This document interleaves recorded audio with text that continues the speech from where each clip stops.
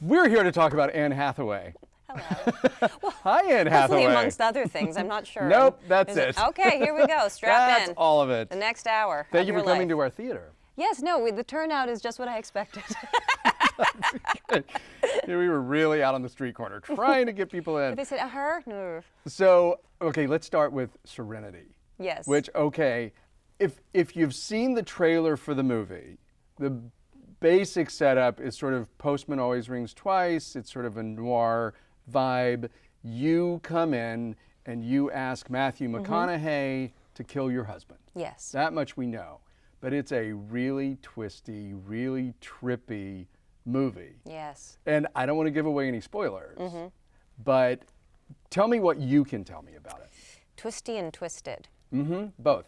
So just before we started, we were talking about Stephen Knight, who's the writer-director. Yes. He's got a huge fan base, very well deserved, from his film Locke and, Peaky Blinders.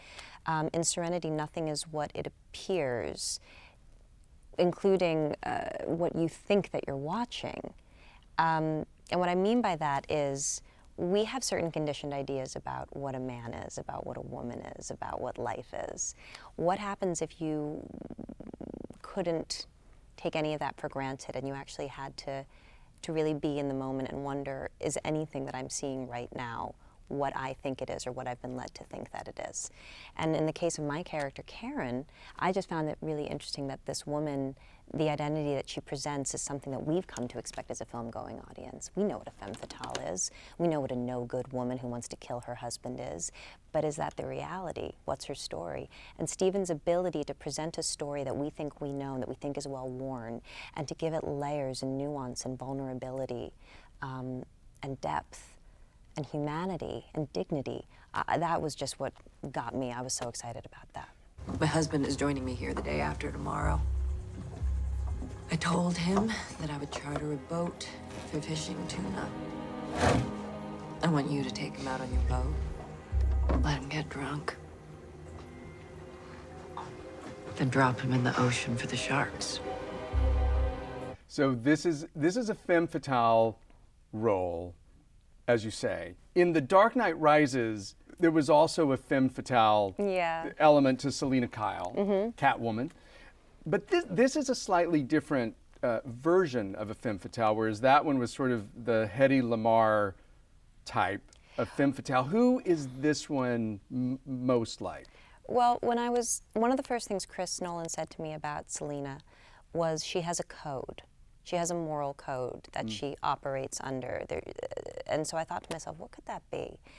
And I thought, she only takes from those who look. She dares you to look, but you shouldn't. And if you do, she's going to take it from you, which was a code that I got down with. Karen is different. Right. And that is why Stephen's decision to play her, to present her as a femme fatale, was to me so interesting, because she has such limited agency within her own life. Everything about her has been handed to her from her husband. He chose her hair color. He chooses her clothes. He tells her the way that he likes her body to look. He tells her the way he wants her makeup to look. Everything about her is controlled and curated for his pleasure, not hers. And that is actually kind of what we think of when we think of femme fatales. It is very much oriented around what's going to please men, not what's going to be authentic to the woman.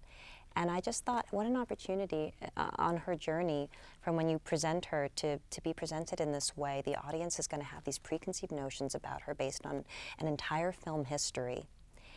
And they're just going to see this mask. And they might actually judge her because of this mask and think that they know what's about to happen. And then what happens if scene by scene the mask just starts to get peeled back? Was the blonde hair your idea because you decided, Jason Clarke, who plays your husband, that your husband would have wanted you to have that? Was that your thought process? Yeah, I think he's a man who wanted to be married to a hot blonde, and so I just had to kind of make myself look like some kind of empty fantasy. It's funny, it's a funny thing, because when we started the film, the Me Too movement had begun, but it hadn't exploded. Right. the way that it now has. Time's Up didn't exist. And so we were creating this thing, you know, it felt very much like in a vacuum, and I wondered, is anybody going to get this? And now what we're talking about, it's the conversation that we're having. We're talking about, you know, optics and the male gaze and who controls and how femininity has been formed and controlled and reformed and conscribed. And to have been able to play in this space and then have it seen now through this lens, it just feels incredible. This is your second movie with Matthew McConaughey, Yeah. who plays your ex and your target. And what's your dynamic with him My now? heartbreak. He's my heartbreak in this one. He is. You know, Karen didn't want their relationship to end, but it couldn't continue. You know, he went to war and he never came home, and that's a really common story, and which meant that our son, he never got his father back, and so much of this film for me has to do with the legacy of war. And I don't know that that's going to be everybody's take on it, but just for me, because I've had friends that have served, and I think they would agree that not all of them was able to come back. Excuse me. And we talk about war. We talk about it in these terms, and it's so important. These people are heroes. They are. Their sacrifice is so real. But we really don't speak openly about the legacy of the violence, about the legacy of war. And it breaks my heart. It really does. And this is a family that, but for war, would not have been shattered. And I took that very deeply in this part.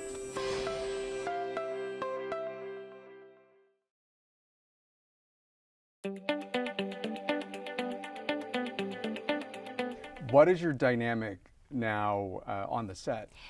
So Matthew, outside of this whole world, is so much fun. He's just, you know, the low-key life of every situation that you can be in. It's just really the whole just keep living thing.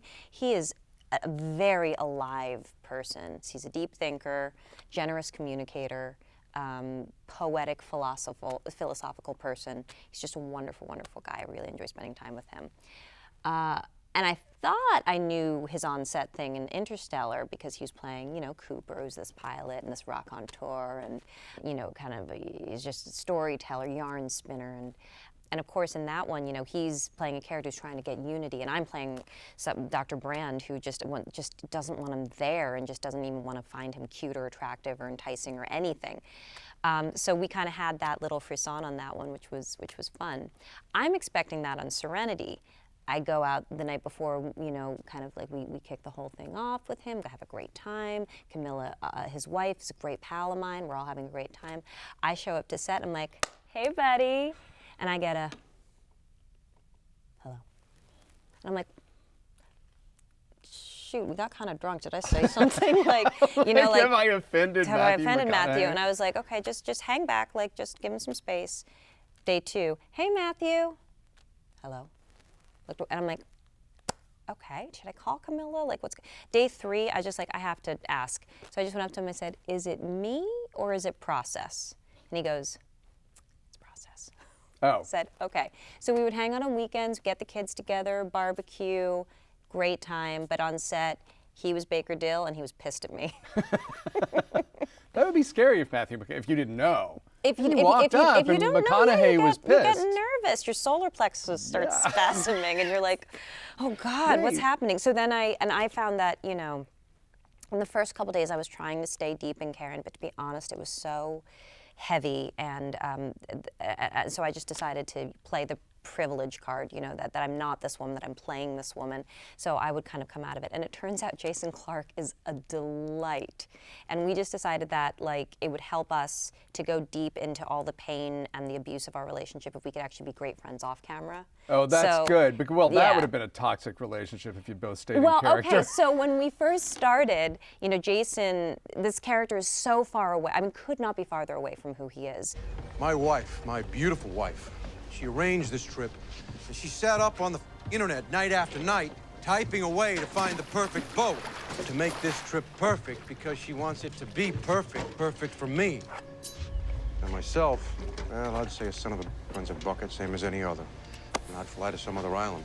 But I don't know Jason, so I walk into our first read-through, and Jason is frank, you know, and he's just like, so everything is, you know, F this, and are we starting, and just come on, come on, come on, come on. And he's just like man-spreading across the entire room. And I'm just like, is this him or the character? Okay, you don't know what it is, don't judge, just chill, just like sit back for a little bit, observe. And we get to the second day, and Matthew was in talking to Steven, and Jason and I are waiting to go in for our rehearsal. And Jason's sitting there, you know, just still taking up all the room on the couch, and I'm just very poised and contained. And he's just kind of muttering as Frank, and I'm like, okay, I'm not sure yet. And then he goes, you got kids? I'm like, yes, I have a son. Ah, yeah, me too. He with you? And I go, no, my son's, he's not with me. And then Jason goes, is that the first time? And I go, yep, it's the first time I've ever left him. It is. And he goes, you okay? And I go, actually, no, I'm not okay. And he goes, oh, mama, it's so hard. You miss him so much. And I go, I do, I miss him so much. And then he goes, yeah, but you're gonna be back with him in just another day. And he misses you too. And I said, I hope so. And he goes, he does. That was and rough, then we looked at each other, and he just kind of sat back, and I went, oh, you're a sweetie. You're a total mushy, sweet little guy, so we're gonna be fine. That was, so you were shooting in Mauritius. Yeah. For the most part, right? Yeah. Oh, but this was just for the first part. My son came with me to Mauritius. Oh, he did. Okay. Yeah, but that started to turn into its own rough thing because, you know, because even though I would come up for air on the day, I was still very deep into this character, and I remember, this is going to sound a little name droppy, excuse me, but when I worked with Christian Bale on Dark Knight Rises, I said to him, you're a chameleon, you go so deep into your characters, how do you make it work with being a dad? You know, because I hope to have kids someday, I'd really like to know. And he just told me, like, you gotta save a part of yourself for them. You know, it doesn't have to be an all the time thing, but you have to show up every day and check in with them to make sure that they know that you're in there and that you're there for them and that they have you. And, you know, and what I've observed on my own is that, like, he just sees me once and he's off doing his own thing, you know, like, so it's not like I have to be there giving to him all the time. So I just made sure I had times to check in with my son throughout the day, but yeah, other than that, it was very dark. Yeah. Troubled, not the shoot itself wasn't troubled, but the character was. Is that hard to do? Carve out a piece of yourself, or, you know, suddenly you're in a totally different headspace? I'm learning. It's a new set of muscles. I don't really even know how to describe it yet, and it's kind of different for each one. It's hard when you play characters that are isolated. I just did one this summer. Oh my God, she was such an island, and it's a little hard because, you know, I'd be holding him, but I felt like I wasn't really giving it to him. I try to be nice to myself. I'm not big on mommy guilt. I just don't really do it unless I really, really, really, really, really need to. And so with that one, I just say to myself, it's 3 months. You know, it's 3 months and you're doing your best. And the way I kind of counteract it is to the best of my ability. If I'm in a character for 3 months, I make sure that I'm not in character for 3 months. So that way I come home, and so that way he's, you know, and so that way I'm never asking for him to share me for too long. And I don't know if it's hard. It's just what life's going to be. So I just kind of want to figure out how to become nimble at it. I don't know that I'm not nimble at it yet.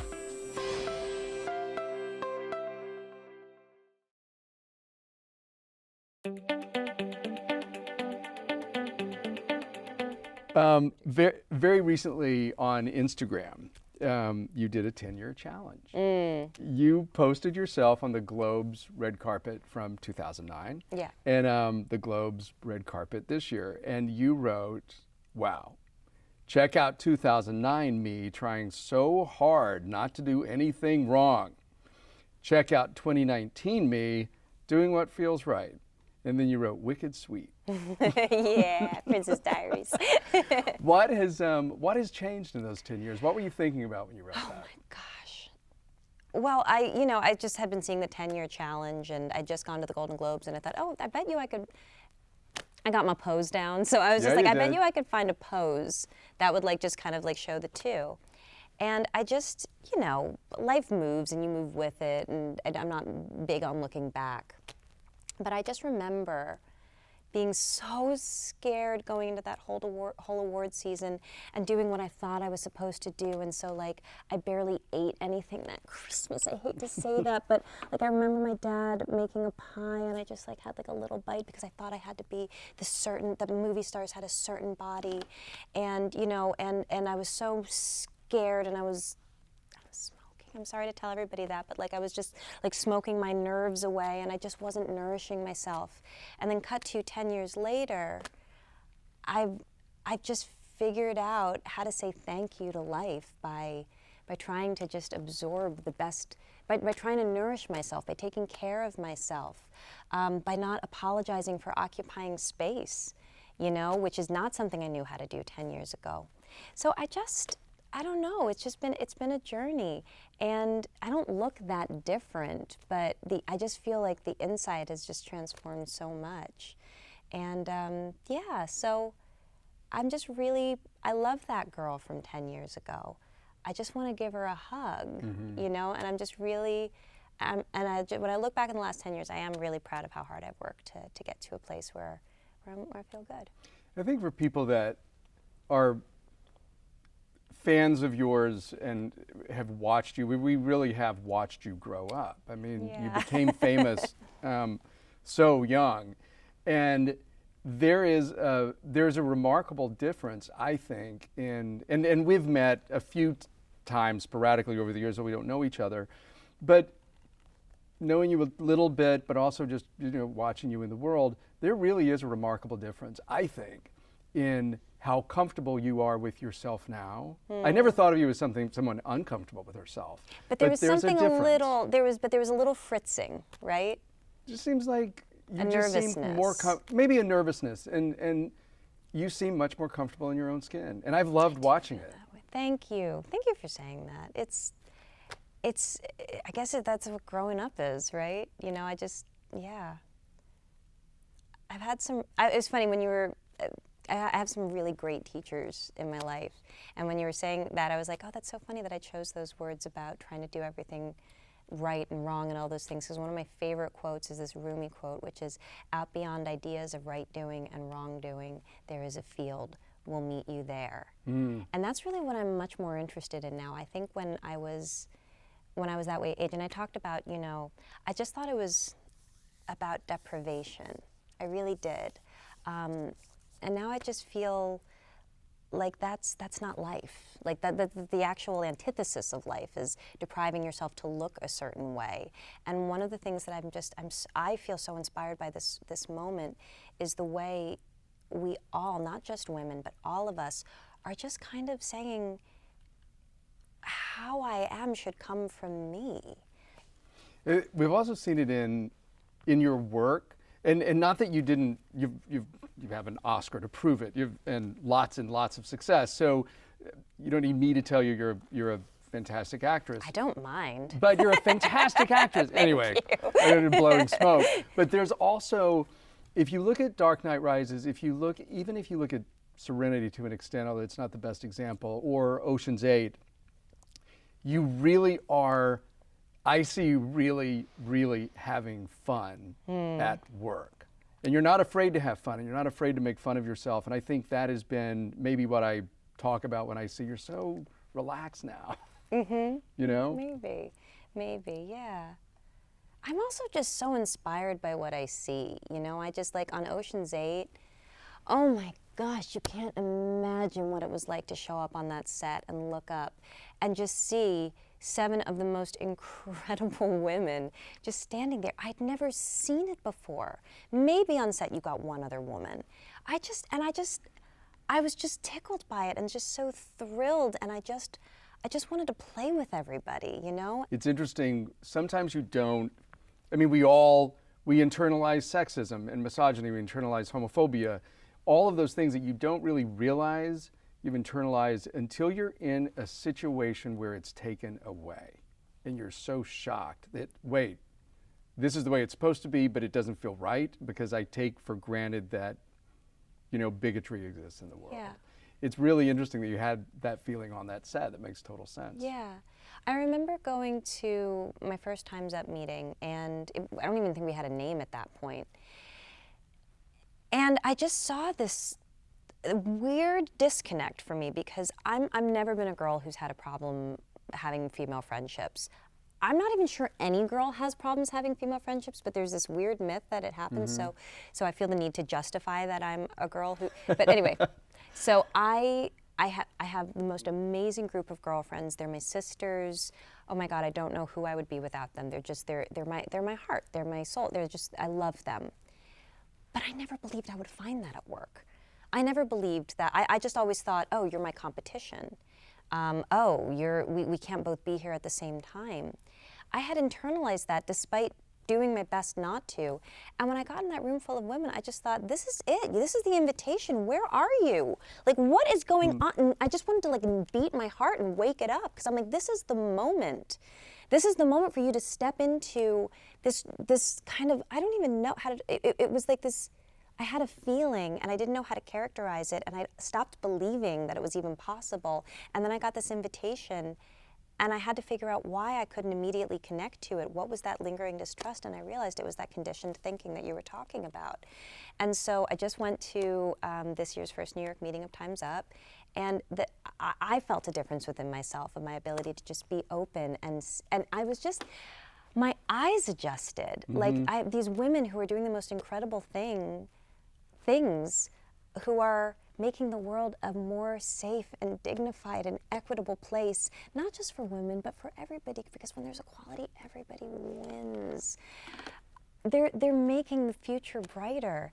And the chatter of my brain was quiet. I could actually just really take them in, not take in who I thought they should be, but take in who they actually were. And that's been one of the greatest gifts about all of this.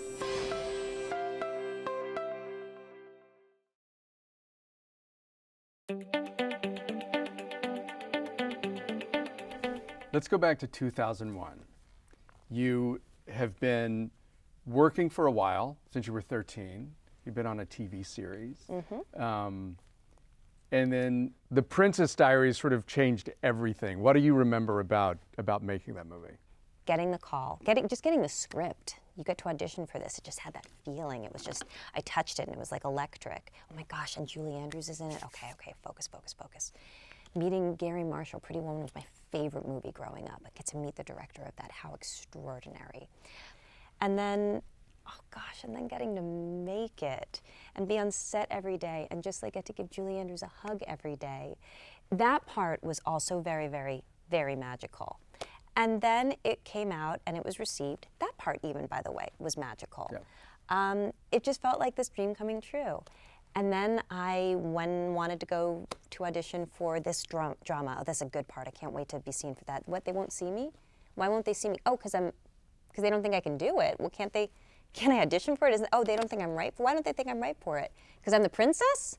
Oh, okay, how am I going to do this? So that's when it started to get a little bit stressful, was how do I honor this thing that has been my breakthrough while also live my dream, which is to be an actress, which is to actually have no box, which is to have no type, which is to have no thing that I do. Because I want to be able to do it all. So that took some navigating, and I think in navigating that, it kind of kept the fame thing pretty low key for a while. But in full candor, it was confusing.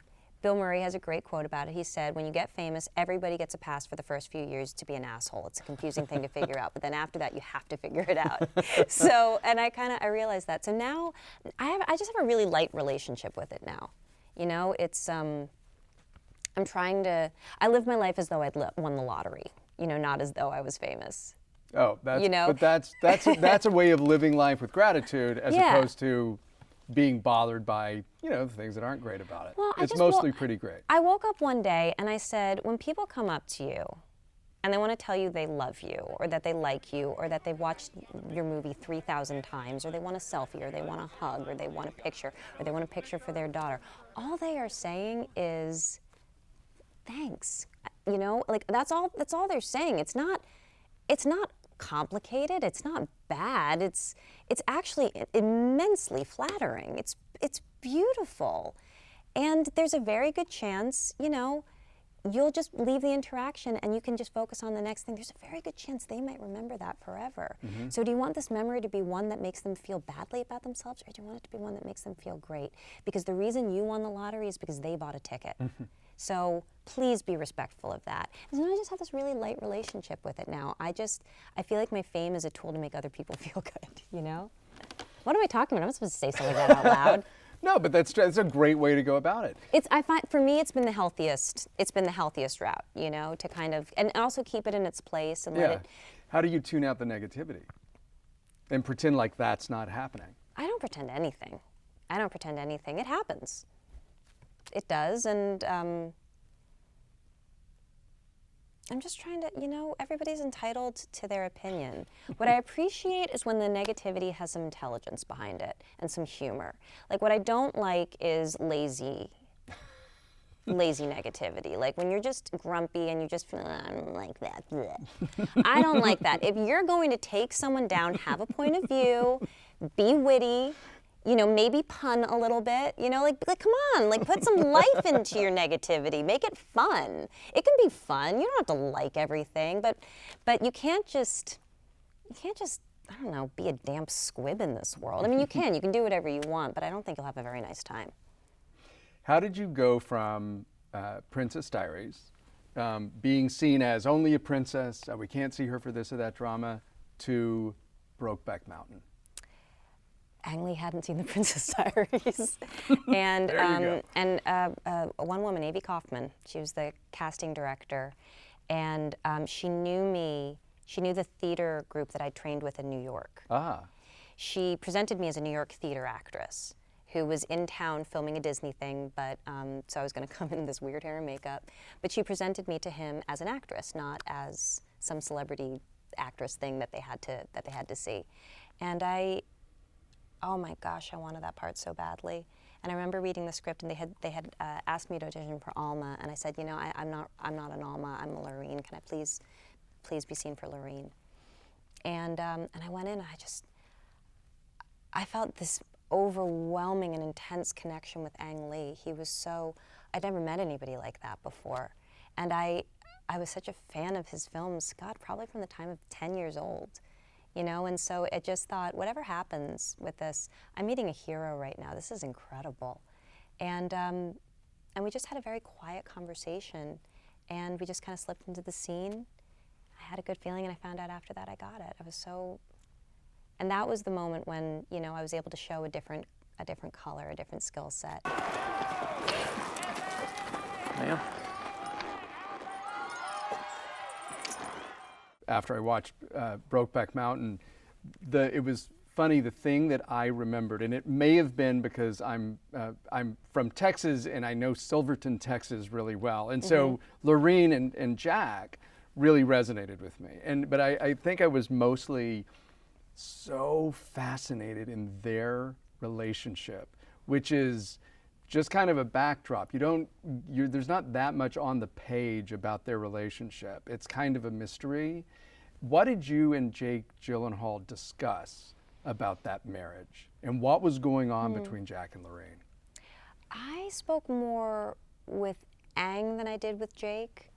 Funny enough, and Jake and I know each other very well, and we've worked together several times. We talk very easily. I think we just both kind of intuited that Jack and Lorene didn't speak that much. So we didn't over discuss everything. We talked about our child a lot. You know, that was kind of our focus, because it was very important to Jake that he be not seen as some checked out dad. Oh, speaking of Bobby, did you call school about getting him a tutor? I thought you were gonna call. I complain too much. That teacher don't like me. Right. Now it's your turn. Okay, fine. So I'll call later. So we talked about whether or not perhaps Lorene was probably the more effective a business person in their relationship, and he was probably more the nurturer, but how that was their natural inclination, but that they both didn't quite know how to talk about it, you know? So we talked about that, but Ang was the one who really said it, and he just said, this is the moment for her. This night, the night she meets him, that's her Brokeback Mountain. That's the night that she fell in love and she thought, this is going to be my life, and this is where she was going to get it, and this was her connection. And I just remember thinking, that is so sad.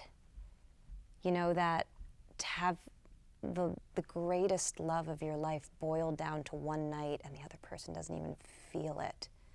And I just imagine that eating away at the outsides of your heart until over years and years and years. I had so much sympathy for her, you know?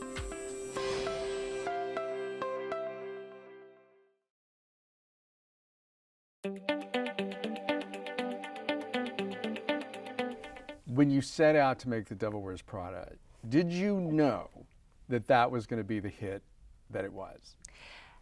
Not that it was. Not the, God, how many years is it? Like the almost 15-year blockbuster, yet also a cult film. I've seen it like 300 times. I didn't expect that. I didn't know that it would be the most delicious candy to, and probably now what will wind up being multiple generations. Sure. I didn't know that, but I knew it was going to be special, and I knew I wanted it very badly, and I had to wait for 7 other girls to turn it down before they got to me. I was so far down on that list, and oh my gosh, I was just every day I would be like, okay, oh, she turned it down. Okay, are they coming to me? No, they're going to her. Okay, well, let's just see what happens. And it was weird. I can't believe so many people turned it. I just thought, like, number 8 on the list, there's just no chance. What was it like on the set? Okay, you pretty much having to carry a movie, and young, you know. Well, you're in your mid-20s at that point, barely. I'm lucky they stayed with me on that film, to be perfectly honest, because the comedy that I'd done in films up to that point had been so broad that I didn't actually have any skill set yet for how to do more sophisticated adult comedy. So the fact that I'm in the movie at all, the fact that I have a performance that can be watched again and again is entirely, and I'm not exaggerating this, entirely due to David Frankel, our director, who is one of the greatest human beings I have ever met. And I am so deeply lucky that it was him that received me at that particular point in my life, because it was a tricky time for me personally. And I was very nervous, and I had a lot of anxiety, and I was talking about not following your anxious thoughts. I hadn't learned that yet. But there were parts of every day that were just so wonderful. I loved being with Emily and Stanley, and even though Meryl was Miranda and she was that, you know, just getting to watch her work up close just felt so incredible. What surprised you about watching Meryl work?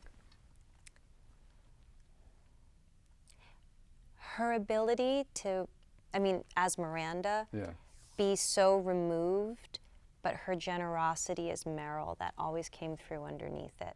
And you have no style or sense of fashion? Well, I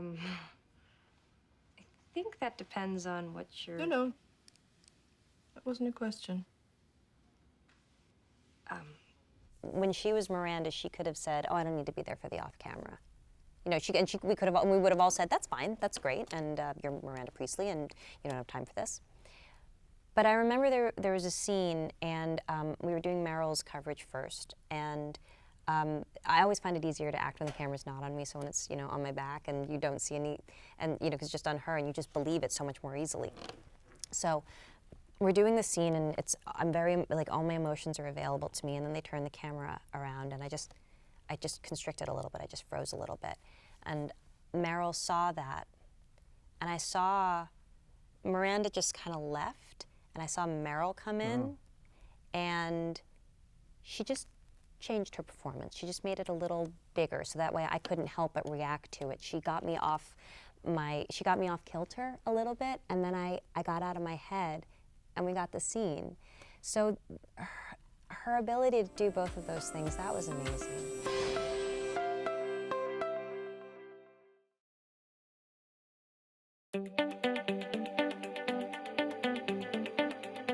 your first Oscar nomination for Rachel getting married. Suddenly, there you are on Oscar night, and it's Anne Hathaway, it's Kate Winslet, it's Angelina Jolie, it's Melissa Leo, and it's Meryl Streep. What was it like for you that Oscar night of the first Oscar nomination? Do you remember? The cloud, just a cloud. Jonathan Demme changed my life, saved my life in a lot of ways. He was he is such an important part of my life. And I can't believe he singled me out for that part. I just... As an Kim, addict yeah. it's Kim who comes in and ruins her sister's wedding. I would argue about whether or not she Well, ruins okay, it or who- makes it, or Who who's a difficult person. is a difficult person. Who's a difficult person, and a sick person, and a healing person, and has this weight of this trauma from a position she really never should have been put in, but nonetheless she now has to learn how to live with. And it was the most exciting. It'll probably be the best part I ever play. That'll probably be the best experience I ever have on a film set, just because my soul connected with Jonathan's. So to then be rewarded with an Oscar nomination for this performance that transformed me. I didn't know I wasn't going to win, but it wasn't really about that. To have gotten there, to have had my work accepted, and to be invited into that little club. I mean, it was just absolutely thrilling, and I got to sing with Hugh Jackman that night. You got to sing with Hugh Jackman. So that kind of that whole by that point, the maybe I could win was such a distant pipe dream at that point. So I just focused on, I get to sing at the Oscars. Oh my gosh. What is the difference? Because you're one of the handful of people on the planet who can answer this question. Okay. What is the difference in being at the Oscars and being a nominee and hearing someone else's name called versus hearing your name called? There's a different kind of relief to each one, because when it's your name, it's the relief. Oh my God, it happened. This is happening. Wow. When it doesn't happen, you just go, oh, thank God I don't have to make a speech. I just have to sit and smile right now. That's fine. So She slightly was more great. slightly more stressful to win, because then you have to get up. Because then you're kind of on display for the rest of the night. You usually know that you're not going to win beforehand, and so your party's probably already started a little bit. But yeah. I think more rewarding to win, obviously, Sure. but literally, but definitely more stressful. You have said that you wish you could have enjoyed the moment that you won more. Yeah. That you were thinking, what kinds of things were you thinking that were getting in the way of enjoying the moment? I was just not in a grounded place in my life. I was still I never wanted to go on and on about it, but that weight loss was not a long-term good thing for my health, and it took a really long time to come back from it. In order to do the transformation, I'd lost... To Fontaine. To play Fontaine, I'd lost a lot of weight in a very small amount, in about 2 weeks. So I lost an unhealthy amount of weight in a very short amount of time, and I was still really sick because of it.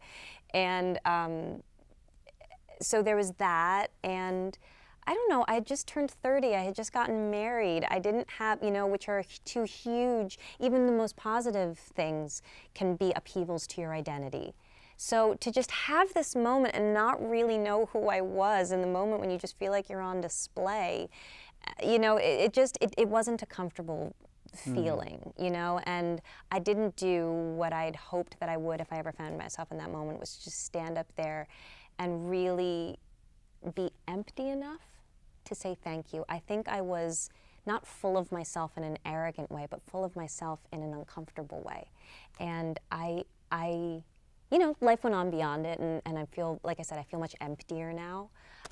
It would have been nice if it had happened then, but, you know, I'll still take it. It happens when it happens. It happens when it happens. Speaking of the Oscars, the Oscar host job is available this year. Oh, yeah, Apparently, I know. you could do that again. Oh, can I?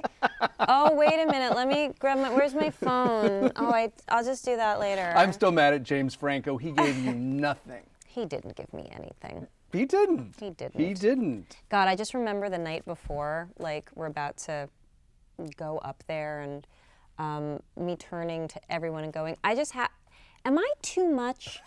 Like, this feels really big to me. And the producer just went, no, don't do less. Do more if you need to. And I was like, oh, okay, I guess it's going great. And I didn't realize what was happening about that whole thing. Hey, can I dish some tea? Yes, you can. Can I dish some tea Yeah, about please this one? do. I turned that gig down, and James is the one that convinced me to do it. What, was he a practical joker? Was this an If evil he plan? turned around and said, I'm pranking you right now, I think I would have been okay with it. I would have been like, that sucks, but it's epic. And so he might still turn around and do that on all of us, by the way. You know what, he could, because It he could. just has strange projects going on all the time. But that was like, when all the dust settled, I was just like, you gotta be kidding me. Your first instinct is usually the right one. And all the reasons why I turned it down came true. All of them. Which were? Like, it's just, why? It's a no-win situation. It's a no-win situation. You're not trained at this.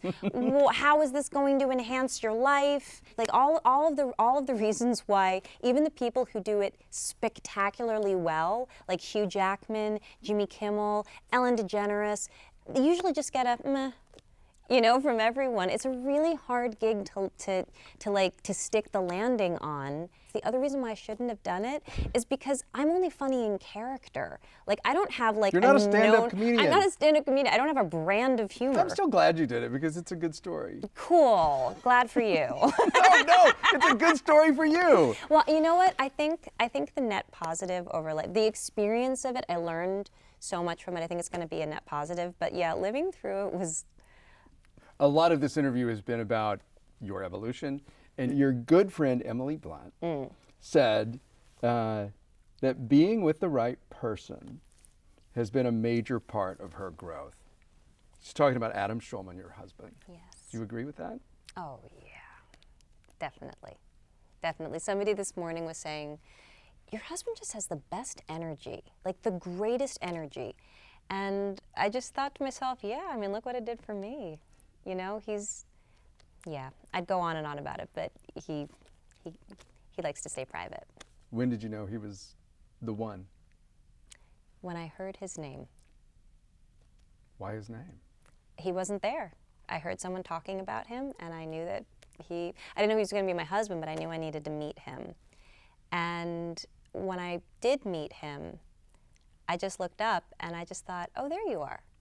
That's sweet. And yeah, and we kind of, when we didn't know our first date was our first date, we were just playing it by ear, and we were like, let's see how this goes.